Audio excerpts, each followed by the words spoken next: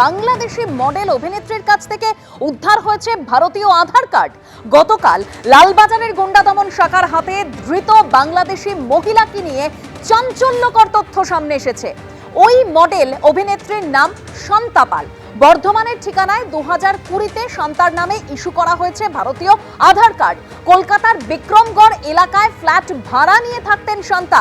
দক্ষিণ কলকাতার আরেক ঠিকানায় শান্তার নামে প্রতি মাসে আসে ইলেকট্রিক বিল।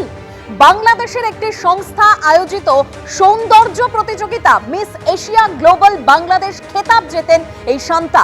কয়েকদিন আগে ঠাকুরপুকুর থানায় গিয়ে প্রতারণার অভিযোগও দায়ের করেন মডেল অভিনেত্রী।